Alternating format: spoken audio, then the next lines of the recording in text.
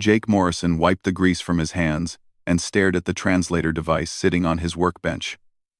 Something was wrong with it. He knew it deep in his gut, the same way he knew when an engine was about to fail or when a circuit board had a hidden flaw. The device looked perfect. It was standard Federation issue, the same model used by every species in the galactic community. It translated thousands of languages instantly, making communication between different worlds possible. But Jake had noticed problems. He first noticed it 3 months ago during a trade meeting. The Vreln ambassador was discussing mineral rights on a newly discovered planet. The translator said the ambassador wanted to establish mutual resource sharing. But the ambassador's tone did not match those friendly words. His voice carried weight, like someone making a demand, not an offer. Jake mentioned it to his colleague, Dr. Claire Hoffman. She was the ship's linguist, responsible for helping humans communicate with alien species. Claire had been studying the Federation's language database for 2 years. When Jake told her about his concerns, her face went pale. "I thought I was going crazy," Claire said. She pulled up files on her computer screen. "Look at this. I have been comparing raw audio recordings of alien speech with the translated versions. The emotions do not line up. A Qualry diplomat sounds angry in the original, but the translation makes him sound pleased. They spent weeks investigating quietly." Jake collected more examples. During a council session about Federation expansion, the word invitation appeared in the translation, but when Jake listened to the original Vreln speech, the word sounded harsher, more forceful. He asked Claire to analyze it. "That word does not mean invitation," Claire said after studying the audio. "It is closer to summons or command." "Jake, I think the translators are changing more than just language. They are changing meaning."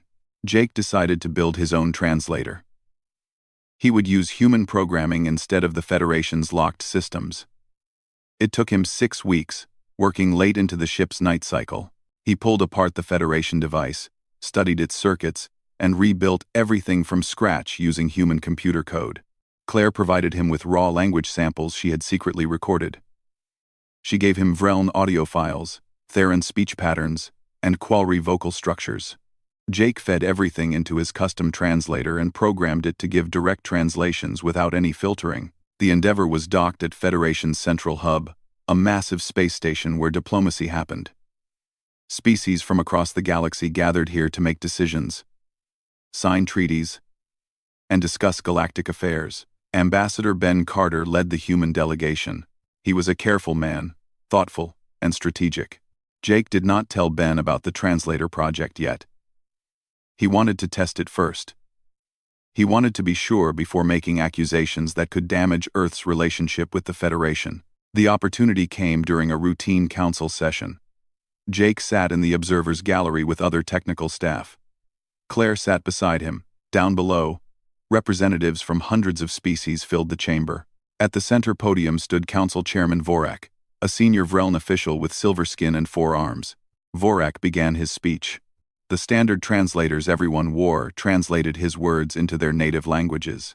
Jake heard English through his earpiece. "We gather today as equal partners in this great federation. Together, we build a future of shared prosperity and mutual respect." Jake activated his custom translator. He had built it into a small device that looked like a regular datapad. The translation changed immediately. "We gather today as managed populations in this great federation. Together, we build a future of extracted resources and enforced compliance." Jake's blood went cold. Claire grabbed his arm. She was listening through a secondary earpiece connected to his device. Her eyes were wide with shock. Vorak continued speaking. Through the standard translator, he talked about voluntary cooperation and willing participation. Through Jake's device, the words became required obedience and mandated submission. Every sentence was different. Every concept was twisted. The Federation was not describing partnership. It was describing control. Jake quickly began recording. He captured 10 minutes of Vorak's speech with both translations running side by side. The differences were undeniable. What the Federation presented as friendly cooperation was actually systematic domination. When the session ended, Jake and Claire rushed back to the Endeavor. They went straight to Ambassador Carter's office. Ben was reviewing diplomatic reports, but he looked up when he saw their faces. "We need to show you something," Jake said. They played the recordings. Ben listened to both versions, the standard translation and Jake's corrected one. His expression hardened with each passing minute. When the recording ended, he sat in silence for a long moment. "Are you certain?" Ben finally asked. "I have checked it 20 times, Jake said. "The math is solid. The Federation translators are not malfunctioning. They are designed to change meaning. Every species hears what the Federation wants them to hear, not what is actually being said." Claire pulled up more data. "I ran analysis on historical records. Every first contact report, every treaty, every agreement. They all show signs of manipulated translation. Ambassador, the Federation has been lying to us since the day we met them." Ben stood and walked to his window. Outside, the Federation central hub stretched across space, a massive structure housing thousands of species. It represented unity, cooperation, and peace. Or so everyone believed. "If we are wrong about this, we destroy Earth's reputation," Ben said slowly. "If we are right, we expose a conspiracy that spans the entire galaxy. Either way, there will be consequences." "What do we do?" Claire asked. Before Ben could answer, his communication terminal beeped. A message appeared on screen. It was from Federation Security. They wanted to speak with Jake Morrison immediately regarding unauthorized equipment and protocol violations. Someone had noticed Jake's custom translator. Someone had been watching. Ben made a decision. "Jake, give me your device. Claire, copy all your research to a secure server. Then delete the originals from your workstation. If they come asking questions, this was my project. I authorized it. Whatever happens, this stays on me." "But Ambassador," Jake started. "That's an order," Ben said firmly. "I can claim diplomatic immunity. You cannot. Now move." 30 minutes later, Federation security arrived at the Endeavor. 3 officers in dark uniforms, led by a Vreln agent with cold eyes. They demanded to inspect the human vessel's technical equipment. They wanted to see the unauthorized translator. Ben met them at the airlock. He was calm, professional, but immovable. "You are welcome aboard as guests. But the Endeavor is sovereign human territory. If you want to conduct a search, you will need to file formal charges and follow proper diplomatic protocol. Until then, I must respectfully decline your request." The lead agent stared at Ben. "We detected unauthorized translation algorithms during the council session. This is a security matter." The Endeavor felt like a prison. Federation security had not arrested anyone, but they had made their position clear. Jake and Claire were confined to the human vessel while the investigation continued. They could not leave, could not attend council sessions, could not communicate with other delegations without monitors listening. But the Federation had made a mistake. They had given Jake time.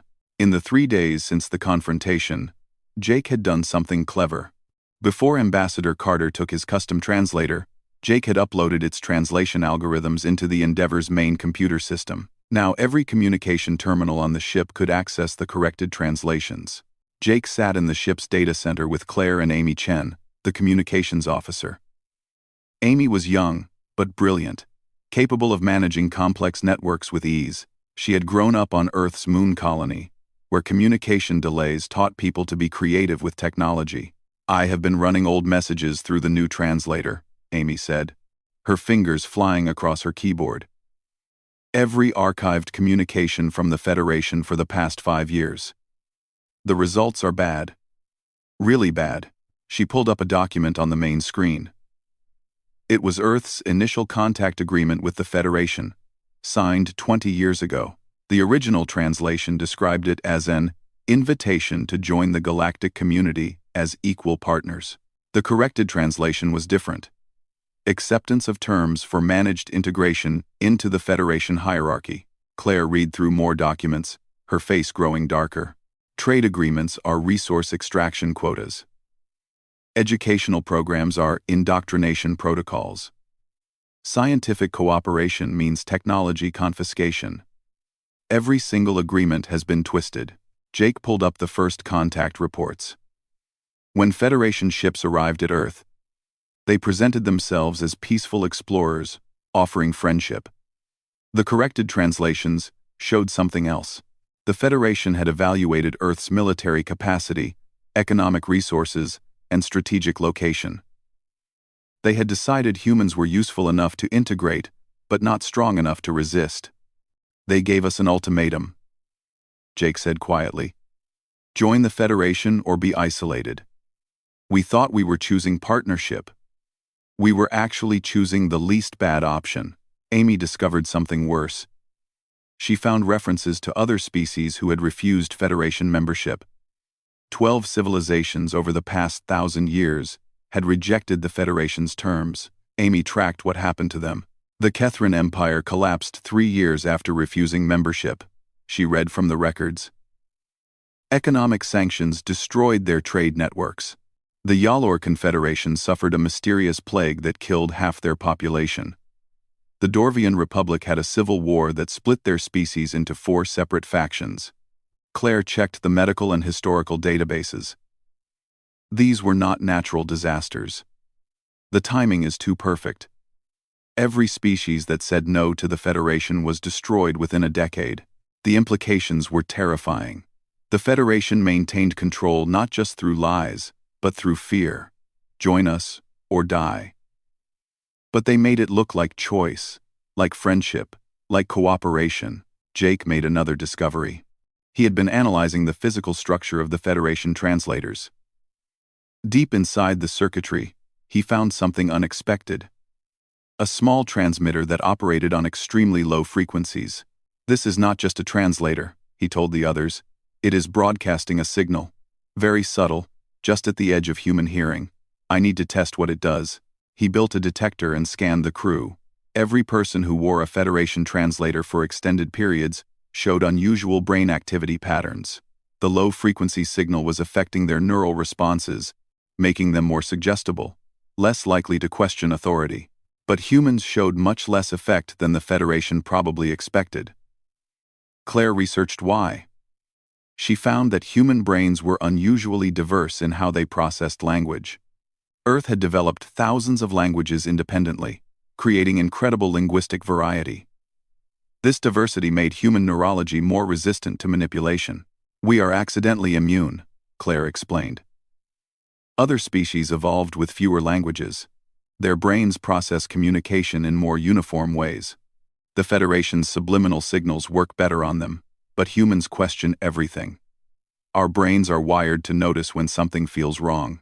That explained why humans had been difficult members of the Federation. Why Earth constantly pushed back against regulations, questioned protocols, and demanded explanations. It was not rebellious human nature, it was biology. Humans could not be easily controlled. Amy leaned back in her chair. So what do we do with this information? If we go public, the Federation will crush us like they crushed the others. Before anyone could answer, Ambassador Carter entered the data center. He had been in diplomatic meetings all day, keeping up appearances while buying them time.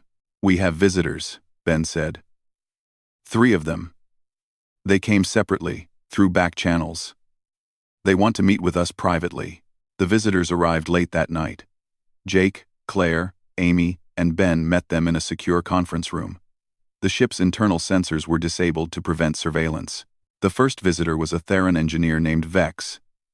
His species looked like bipedal lizards with bronze scales. The second was a Qualry scientist called Cess, a being made of crystalline structures that glowed faintly. The third was a Delphian historian named Mir, who resembled a floating jellyfish with dozens of delicate tentacles. Vex spoke first through his own translator. We have suspected for years that something was wrong. The translations never felt right. But we had no proof. No way to test it. When your ship's unusual translation activity was detected, we knew someone had figured it out. Cess chimed like wind through crystal. My species has records from before we joined the Federation. Documents describing our first contact. They contradict everything in the official Federation histories. We were told to ignore our old records as primitive misunderstandings. Mir's tentacles waved as she communicated. I study pre-Federation civilizations. I have found 12 species that refused membership. All 12 suffered catastrophic events shortly after. The pattern is undeniable, but when I reported my findings, I was told to stop spreading conspiracy theories. Ben looked at them carefully. Why come to us? Why risk this? Because humans are different, Vex said. Your species questions everything. You do not accept answers just because authority figures give them. If anyone can expose the truth and survive, it is you. Jake showed them his research. The corrected translations. The subliminal signals. The pattern of destroyed civilizations. The three aliens examined everything. With growing horror and recognition. This confirms what we feared, Seth said. The Federation is not a partnership. It is an empire. Hiding behind pleasant words, Claire asked the critical question. How deep does this go? Who knows the truth? The Translation Integrity Bureau, Mir said. They control all official translators across the Federation. They are run by the Vreln, the founding species. I believe the Bureau's leadership knows exactly what they are doing. But most Federation members probably do not know, Vex added. They hear the translated lies and believe them. They have no reason to doubt. The system is designed to make questioning seem crazy. The group worked through the night. They compared notes across species. They shared historical records, technical specifications, and personal suspicions. A picture emerged of a galaxy-wide conspiracy that had operated for thousands of years. The Vreln had founded the Federation after winning a series of brutal wars. Instead of ruling through military force, they had chosen something more subtle. They built the translation system, embedded subliminal controls, and created a false narrative of peaceful cooperation. They conquered the galaxy with words instead of weapons. As dawn approached on the station's artificial cycle, Ben made a decision. We cannot stay silent. But we cannot just broadcast this information either. The Federation will dismiss it as human lies. We need undeniable proof. We need to expose this in a way that cannot be ignored. The Grand Assembly, Amy suggested. It happens in 2 weeks. Every member species sends representatives. Thousands of witnesses. If we could show them the truth, there, in front of everyone, they would have to acknowledge it, Claire finished. Jake's workshop had become a factory. Small translator devices covered every surface, each one no bigger than a coin. He had been building them for 5 days straight, surviving on coffee and determination. Amy had helped him design a network that could distribute the corrected translations wirelessly throughout the Grand Assembly chamber. Claire worked in the adjacent room with their alien allies. Vex brought engineering expertise from his species. Cess provided scientific analysis. Mir contributed historical knowledge. Together, they were building a case that could not be denied. Look at this, Mir said, displaying an ancient document on the holographic projector. The text was in old Delphian script, dated 3,000 years ago. This is from my species' first contact with the Vreln Empire. They did not call themselves the Federation back then. They were conquerors. They gave my ancestors a choice, submit or be destroyed. Vex added his own findings. The Theron have similar records, hidden in cultural museums, marked as mythology, rather than history. The Federation assumed no one would take them seriously, but I found 17 different species with matching stories. The Vreln arrived, made demands, and punished refusal. Cess chimed with agitation. I analyzed the Translation Integrity Bureau's formation. It was created immediately after the Vreln established the Federation. Its stated purpose was standardizing communication. But look at the actual structure. It operates above normal Federation authority. Even the Council cannot override its decisions. Claire compiled everything into a comprehensive report. She showed how the translation manipulation worked at a linguistic level. Every language had been studied by the Bureau. every phrase cataloged, every word measured for emotional impact. Then they built translators that shifted meanings in subtle ways. It is brilliant in a horrible way, Claire explained to the group. They do not change facts. They change context. A military occupation becomes a peacekeeping mission. Forced tribute becomes voluntary contribution. The facts stay the same, but the meaning completely changes. Jake tested his micro-translators constantly. Each device had to work perfectly. If even one failed during the Grand Assembly, the Federation could claim the entire demonstration was a malfunction. He had built 300 devices, each programmed with the corrected translation algorithms. But building the devices was only half the problem. They needed to get them into the assembly chamber without being detected. Federation security had increased surveillance on the Endeavor. Every cargo shipment was inspected. Every person who left the ship was scanned. Amy found a solution. Diplomatic cargo containers are protected by treaty. The Federation cannot search them without cause. We can hide the translators in containers marked for the Grand Assembly. Human delegation materials, speech notes, that sort of thing. Will they not scan the containers? Vex asked. They can scan the outside, but not the contents, Amy said. Diplomatic privacy is one of the few rules the Federation actually respects. They built that rule to protect their own secrets. The plan took shape. They would pack the micro-translators into diplomatic containers and send them ahead to the assembly chamber. On the day of the event, Jake would activate them remotely. The devices would broadcast the corrected translations on a separate frequency. Anyone could access it by adjusting their personal translator. Ben coordinated the diplomatic aspects.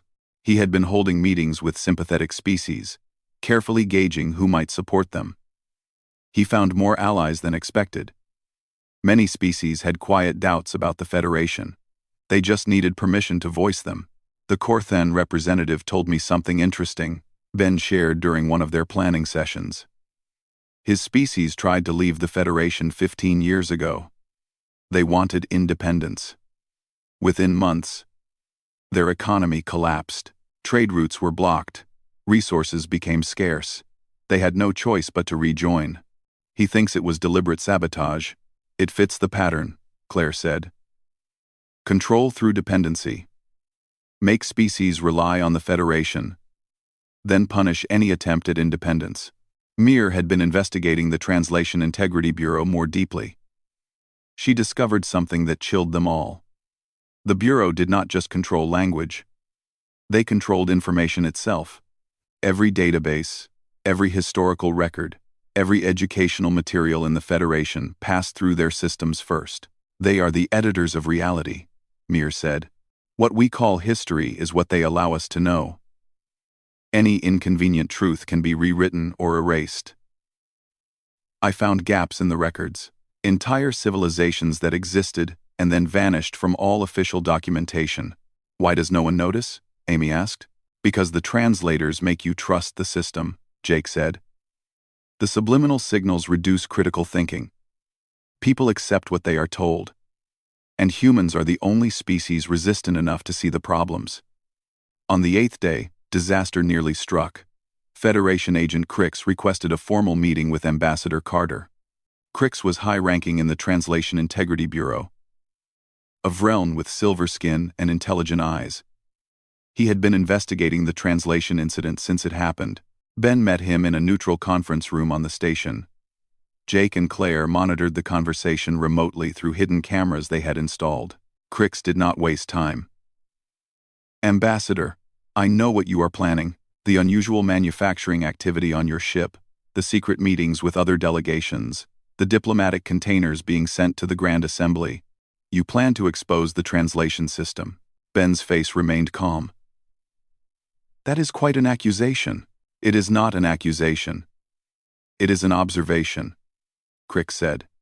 He pulled out a data tablet and showed Ben evidence. Surveillance footage, communication intercepts, manufacturing records. They had been watching everything. So why not stop us? Ben asked. Crix leaned back in his chair. Because I want to explain something to you first. Something important. The Federation's translation system is not a conspiracy. It is a necessity. He showed Ben historical records. Real ones, not the sanitized versions. The galaxy before the Federation was chaos. Species warred constantly. Entire civilizations were exterminated. Billions died in conflicts over resources, territory, ideology. The Vreln tried military conquest first, Crick said. It failed. We won battles but could not maintain peace. Occupied populations rebelled. The cost in lives was unsustainable. So we tried something different. We built a system where everyone believes they are equal partners, where conflicts are resolved through diplomacy instead of war. Built on lies, Ben said. Built on necessary fiction, Crix corrected. Is the average citizen of the Federation worse off than their ancestors who died in wars? Is ignorance of their subjugation worse than the alternative? I know this system is imperfect, but it has maintained peace for 3,000 years. What will you replace it with? Ben was quiet for a moment. It was a fair question. The Federation's methods were wrong, but their results had saved countless lives. What would happen if the truth destroyed the system? Would species return to war? Would the galaxy descend into chaos? I cannot make that choice for everyone, Ben finally said. People deserve to know the truth. What they do with that truth is up to them. Maybe they will choose war. Maybe they will find a better way, but it should be their choice, not yours. Crick stood. Then I cannot stop you. But I can warn you. The Bureau will not allow this to happen. They have maintained this system for millennia. They will do whatever is necessary to protect it, including eliminating the human species if required. Is that a threat? It is a fact, Crick said. I am telling you this because I respect what you are trying to do. You believe in truth and freedom. Those are noble values. But the Bureau believes in stability and order. They will crush you if given the chance. Be very careful at the Grand Assembly. He left without another word. Back on the Endeavor, the team processed what they had learned. Crix had essentially confirmed everything they suspected. The Translation Integrity Bureau controlled the Federation through deception, and they would kill to maintain that control. We could stop, Claire said quietly. We could walk away. Humanity would be safe. For how long? Jake asked. The Federation knows we are resistant to their control. How long before they decide we are too dangerous to keep around? We are already a threat. Just by existing, Vex agreed. This is bigger than humanity now. Other species need to know. We all deserve the chance to choose our own future. Ben made the final decision. We move forward. We take every precaution. But we do not back down. The Grand Assembly happens in 4 days. That is when we show the galaxy what the Federation really is. They worked around the clock for the remaining time. Every microtranslator was tested and retested. Every piece of evidence was verified. Every possible failure point was addressed. They built redundancies and backup plans. Amy created a parallel communication network that bypassed all Federation systems. If the translators were somehow blocked, she could broadcast the truth directly through personal devices. They would not be silenced easily. On the night before the Grand Assembly, Jake stood in the cargo bay, looking at the diplomatic containers that held their microtranslators. Tomorrow, these small devices would either free the gala. The Grand Assembly chamber was enormous. It could hold representatives from over 4,000 species, arranged in circular tiers that rose toward the domed ceiling. At the center stood the speaking platform where Council Chairman Vorak would address the gathered delegations. Jake watched the chamber through security cameras as the final preparations happened. His microtranslators were hidden throughout the room, attached to the undersides of seats, tucked behind decorative panels, embedded in the lighting fixtures. 300 tiny devices, each capable of broadcasting the truth, but he was nervous. Federation security had increased their presence dramatically. Armed guards stood at every entrance. Scanning equipment checked everyone who entered. The Translation Integrity Bureau was taking no chances. "They know something is coming," Amy said from her station on the Endeavour. She was monitoring all communications traffic around the station. Security chatter has increased by 400%. They are looking for threats. "Do they know about the translators?" Jake asked. "I do not think so. They are running general threat assessments. But Crix definitely reported our conversation to someone.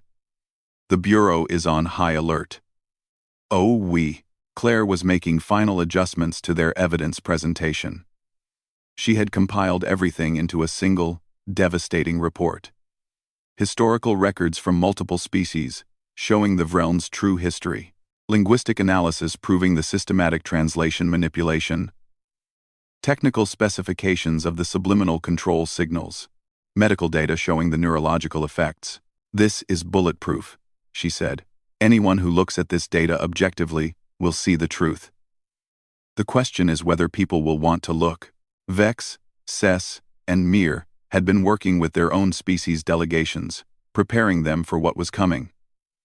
They could not tell them everything without risking exposure. But they planted seeds of doubt. They encouraged their people to question, to verify, to think critically. "The Theron delegation is prepared," Vex reported through their secure channel. "I told them to pay close attention during Vorak's speech. I told them to trust their instincts if something feels wrong," Cess added. "The Qualri are naturally skeptical.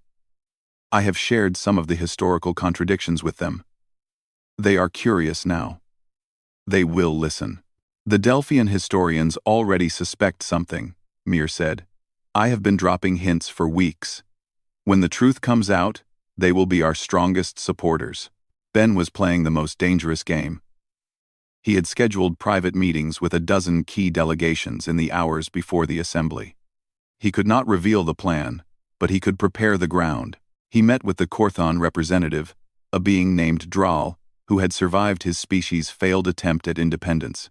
Ben asked careful questions about that time, about what had happened, about whether Dral thought it was truly economic bad luck or something more deliberate. "I have always wondered," Dral admitted.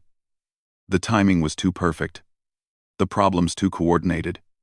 But questioning the Federation is dangerous. Look what happened to us. What if you had proof?" Ben asked. "What if you knew for certain that your suffering was not random?" Dral's eyes narrowed. "What are you planning, Ambassador?" "I am planning to give the galaxy a choice," Ben said. "A real choice. Based on real information. Will you support that? Even if it is risky, if you have proof?" "Yes," Dral said firmly. "My people deserve to know the truth." Ben had similar conversations with representatives from the Harlan, the Pexis, the Nordak, and others. He did not tell them specifics, but he gave them context. He made them think. By the time the Grand Assembly began, he had planted doubts in the minds of dozens of influential delegates. Meanwhile, Jake faced a new problem. Federation security had deployed signal jammers throughout the assembly chamber. They were designed to prevent unauthorized communications. If the jammers were active, his microtranslators would not work. "I need to disable those jammers," Jake told Amy. "You cannot get near them without being detected," Amy said. "Security is too tight." Jake thought for a moment. "I do not need to get near them. I just need to overload them.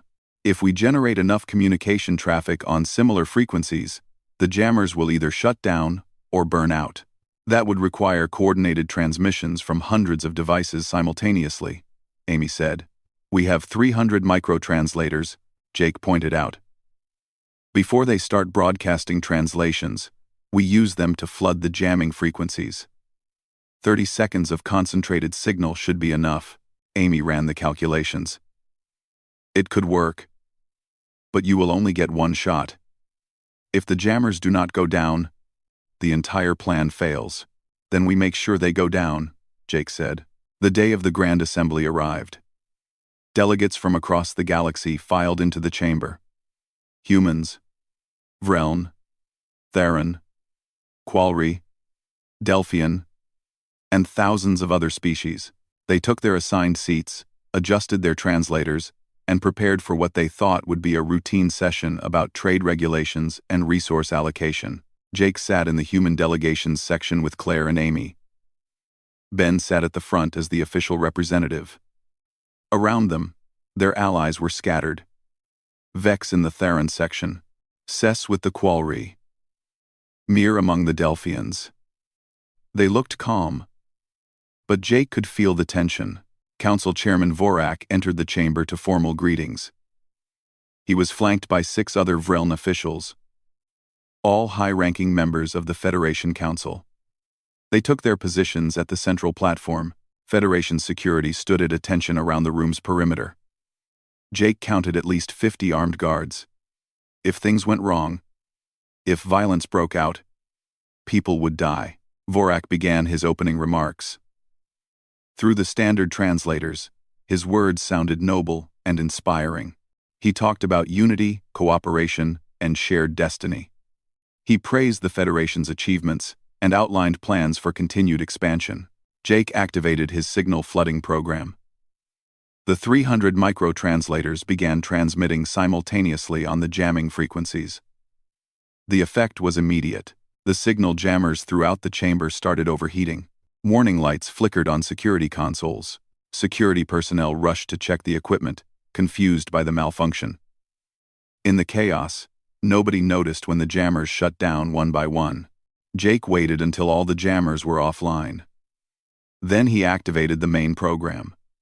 The microtranslators switched to their primary function, broadcasting the corrected translations on a separate frequency. Amy simultaneously sent instructions to every delegation's communication devices. A simple message appeared on thousands of screens. For accurate translation, adjust your receiver to frequency 447.9. Compare both versions. Some delegates ignored the message. Others were curious. They adjusted their personal translators to the new frequency. When they did, they heard something very different from what Vorak was saying. The standard translation said, "We welcome new member species into our family of equals." The corrected translation said, "We integrate new subject species into our hierarchy of control." Confusion spread through the chamber.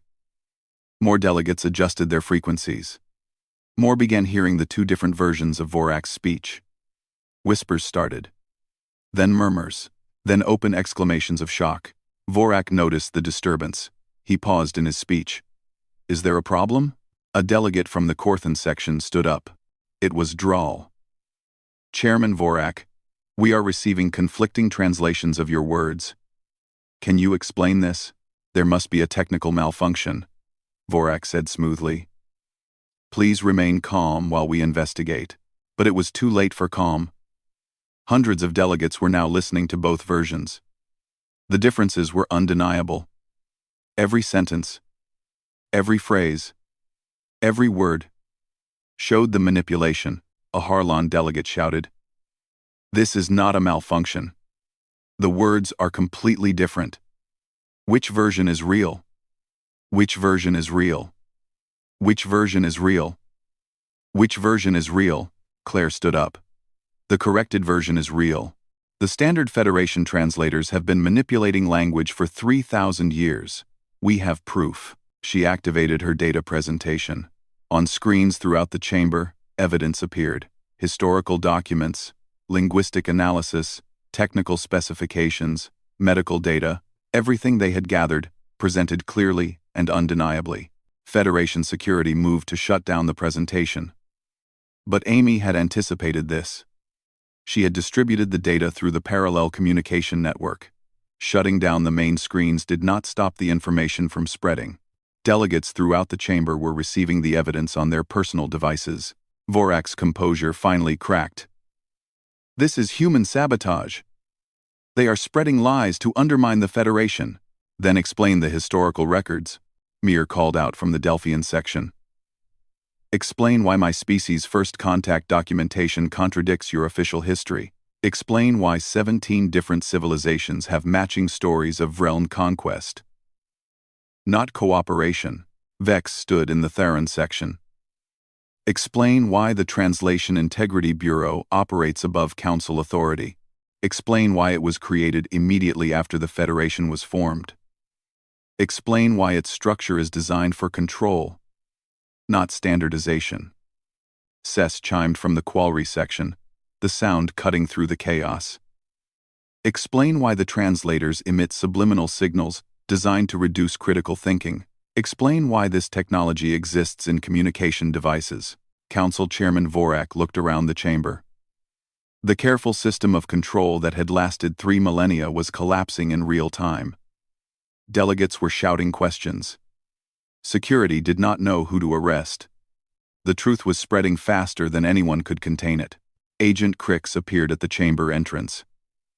He walked calmly to the central platform and stood beside Vorak. His presence commanded attention. The chamber gradually quieted. "What Ambassador Carter and his allies are telling you is true," Crix said clearly. His words shocked everyone, especially Vorak. The Federation's translation system has been manipulating language since its founding. I know this because I work for the Translation Integrity Bureau. I have helped maintain this system for decade. The Grand Assembly descended into chaos. Delegates from 4,000 species shouted questions, demands, and accusations. Some called for Vorak's arrest. Others wanted immediate dissolution of the Federation. A few defended the old system, arguing that peace was worth the deception. Federation security did not know what to do. Their orders had always come from the Council and the Translation Integrity Bureau. Now both were being challenged. The guards stood frozen, weapons lowered, watching their entire world collapse. Jake's micro-translators kept broadcasting. Every word spoken in the chamber was translated accurately now. No manipulation, no hidden meanings, just truth. For the first time in 3,000 years, the galaxy was hearing itself clearly. A senior delegate from the Pexus Collective stood. She was ancient, her species measuring age in centuries rather than decades. "I remember stories from my grandmother," she said, her voice amplified across the chamber. "Stories about the old days, before the Federation."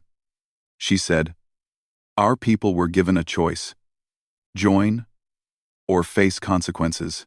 I always thought they were just stories, folk tales to entertain children." "They were not stories," Mir said, stepping forward with historical documents displayed on her tablet. "I have found similar accounts from 47 different species. The pattern is identical. The Vreln arrived, made an offer, and punished refusal. But in the official histories, all of this is described as voluntary cooperation." A Harlan military commander spoke up. "My species tried to leave the Federation 15 years ago. We voted for independence. Within months, our economy collapsed. Trade routes failed. Resources disappeared. We had no choice but to rejoin." "Was that natural? Or was that punishment?" Crix answered. "It was punishment. The Translation Integrity Bureau has a division dedicated to maintaining compliance.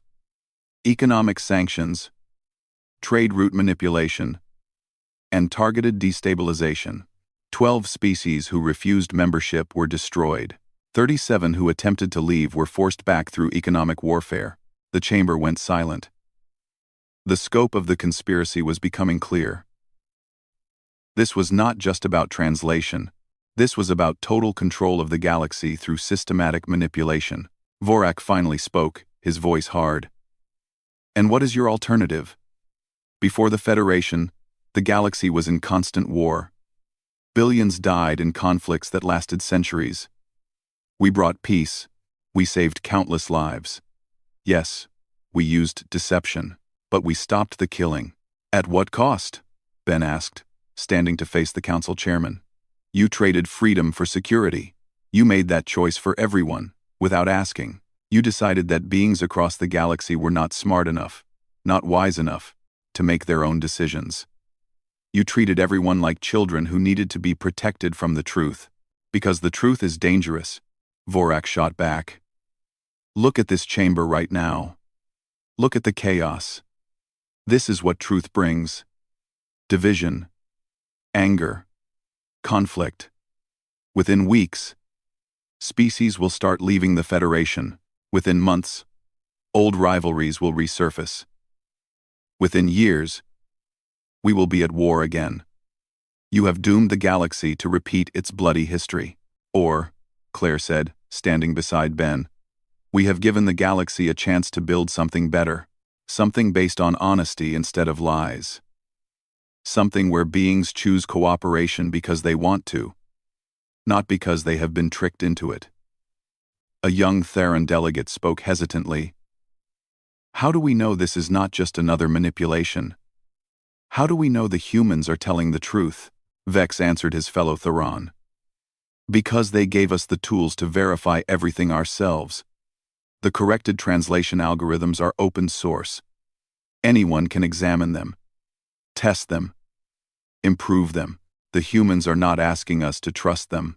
They are giving us the ability to discover truth for ourselves, Sess added. And the evidence is verifiable. The historical records exist in our own archives. The subliminal signals can be measured with standard equipment. The Translation Integrity Bureau's structure is public knowledge. Everything can be checked independently. Amy projected more data into the chamber. We are releasing everything we found. All our research, all our analysis, all our evidence. It is being distributed to every delegation right now. Check it. Verify it. Prove us wrong if you can.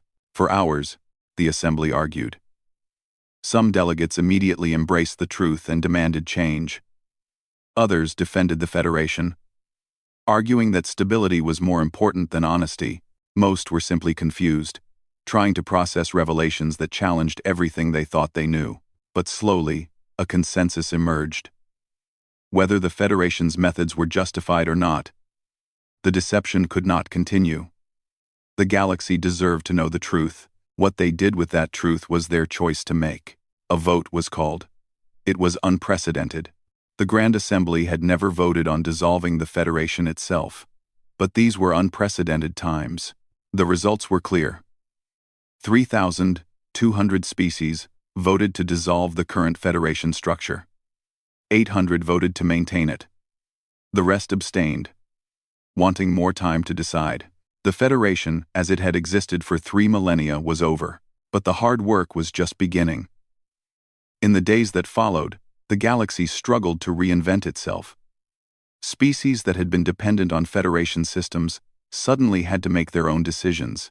Trade networks needed to be renegotiated. Defense pacts required new terms. Thousands of agreements needed to be rewritten without manipulated language. Some species chose independence, leaving to govern themselves without outside influence. Others formed new coalitions based on genuine shared interests. A few tried to resurrect the old system, but without the translation manipulation, they could not maintain control. The Vreln Empire faced the hardest choice. Their leadership had built the Federation, maintained it, and used it to rule the galaxy. Now they were exposed and vulnerable. Many species wanted revenge for 3,000 years of deception, but Crick spoke on behalf of a reformist faction within Vreln society. We cannot change what was done.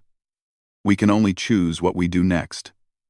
I propose we share everything. Every technology we developed, every system we built, every piece of knowledge we kept hidden. Let it be our reparation for the damage we caused. It was a start. Not enough to erase the past, but enough to build a different future. Jake and Claire worked with Vex, Sess, and Mir to create something new, the Open Translation Initiative. It was a collaborative project where species shared their languages openly and built translation systems together. No hidden code, no subliminal signals, just honest communication. Within months, over 1,000 species had joined. The translators they created were not perfect, but they were honest. And that made all the difference. Amy became the coordinator of the new Galactic Communication Network, a decentralized system that no single species could control. She designed it with multiple redundancies and open protocols that anyone could verify and improve. Ben was offered leadership in a new organization called the Confederation of Free Worlds. It was similar to the Federation but built on transparency and voluntary cooperation. He accepted on the condition that humans would not have special authority. Every species would have equal voice and equal power. He spent his first year helping write the Confederation's founding charter. The document was only 50 pages, but every word was argued over, verified, and agreed upon by representatives from hundreds of species. There was no room for hidden meanings or manipulated language. Everything was clear and direct. Not everyone was happy. Some species struggled with independence. They had relied on Federation guidance for so long that making their own decisions felt overwhelming. A few minor conflicts broke out as old rivalries resurfaced, but most species embraced their freedom. They formed partnerships based on genuine mutual interest. They traded because both sides benefited, not because regulations demanded it. They cooperated because they chose to, not because they were manipulated into it. Jake returned to Earth after 2 years on Federation Central Hub. He was offered awards, honors, and prestigious positions. He turned them all down. Instead, he took a job teaching engineering at a small university in Colorado. His students asked him about his time in space, about exposing the Federation conspiracy. He told them the technical details, but always ended with the same lesson. The most important tool an engineer has is not skill or knowledge, he would say. It is the willingness to question things when they do not feel right. I fixed a translator because something felt wrong. That simple act changed the galaxy. Never underestimate the power of paying attention to your doubts.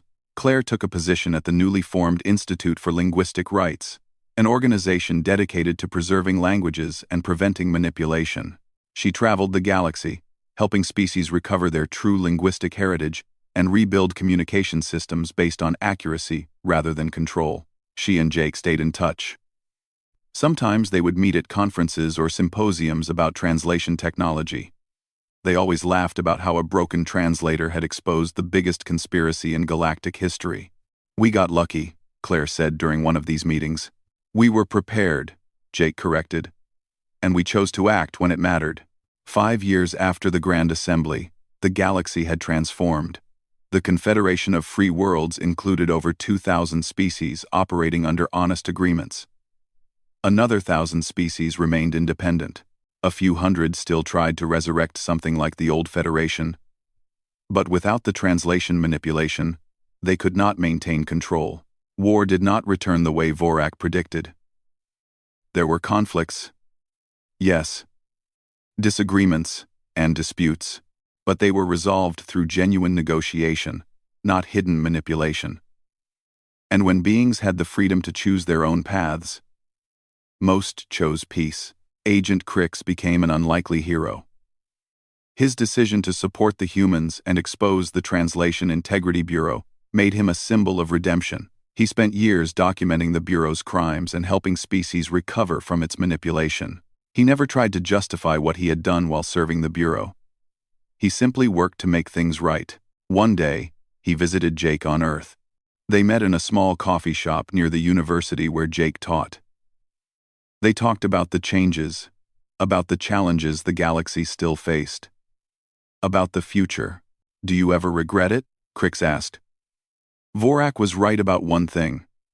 Truth brought chaos. People died in the conflicts that followed. Would it have been better to leave things as they were? Jake thought about it. "I think about those 12 species that were destroyed for refusing Federation membership. I think about the 37 that were crushed for trying to leave. I think about 3,000 years of beings living under lies. And I remember something my grandfather told me. He said that comfortable slavery is still slavery. Freedom is messy and difficult, but it is worth it. Your species is unique," Crix said. Other species accepted the Federation's lies because they wanted to believe. Humans question everything. You make terrible subjects because you refuse to be controlled. Is that a compliment? It is the highest compliment I can give, Crix said. The galaxy needed beings who would not accept comfortable lies. We needed humans to break the system. Thank you for that. They finished their coffee and parted ways. Crix returned to his work with the Confederation. Jake went back to teaching. The galaxy continued to evolve. New problems emerged. New challenges appeared. But for the first time in 3,000 years, beings faced those challenges with clear eyes and honest words. All because a human engineer noticed something was wrong with a translator and decided to fix it. The truth had set the galaxy free. And freedom, messy and difficult as it was, gave everyone something the Federation never could: the chance to choose their own destiny. Vorak stared at him in disbelief. "What are you doing?" Crix ignored him and continued addressing the chamber. The manipulation was designed to prevent war. The Realm believed that by controlling communication, they could create peace. And it worked. For 3,000 years, the galaxy has been relatively stable. But the price was freedom. The price was truth. He pulled out a data chip. This contains complete documentation of the Translation Integrity Bureau's operations. Every manipulation, every control mechanism, every hidden truth. I am providing it to this assembly because you deserve to know. You deserve to decide for yourselves whether the price was worth it. You are destroying everything we built, Vorak said quietly. No, Crix replied. I am giving them the choice to build something better, something based on truth instead of deception. The chamber erupted again, but this time with determination rather than confusion. Delegates began demanding answers, demanding accountability, demanding change. The Federation, as they knew it, was ending. Jake watched it all unfold with a mixture of triumph and fear. They had done it. They had exposed the truth. But now came the hard part. Now came the consequences. XY, or doom humanity. There was no middle ground. Claire found him there. Having second thoughts? Always, Jake admitted. But I keep thinking about something. For 3,000 years, the Vreln have controlled everyone through words. They made conquest sound like cooperation. They made slavery sound like partnership. Tomorrow, we give people their words back, their real words. That has to mean something. It means everything, Claire said. Language is power. When you control how people communicate, you control how they think. We are not just exposing a conspiracy. We are breaking chains most people do not even know they wear. The containers were loaded onto transport vehicles the next morning. Federation security watched but did not interfere. Diplomatic immunity protected the cargo. By noon, the micro-translators were in position throughout the Grand Assembly chamber. Jake activated the network remotely. 300 devices came online, invisible to standard sensors, waiting for the signal to broadcast the truth. The galaxy was about to change. For better or worse, nothing would ever be the same. Jake nodded slowly. I can build micro-translators, small devices that broadcast the correct translations. If we placed them throughout the assembly chamber, anyone who wanted to hear the truth could access it. It would be dangerous, Vex warned. The Federation will not allow this to happen peacefully. Ben smiled grimly. When has humanity ever chosen the safe path? We do what is right, not what is easy. Let's give the galaxy the truth they deserve. The meeting ended with a plan forming. They would build the devices, gather the evidence, and prepare for the Grand Assembly.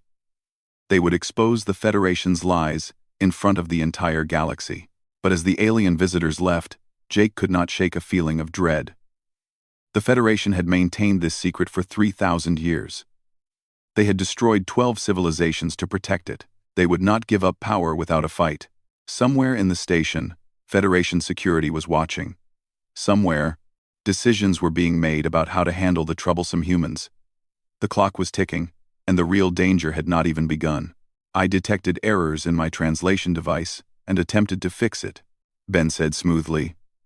The device malfunctioned. I have already filed an incident report with the Technical Standards Bureau. If you have concerns about human equipment maintenance, please address them through proper channels. The agents left, but the threat was clear. The Federation was watching now.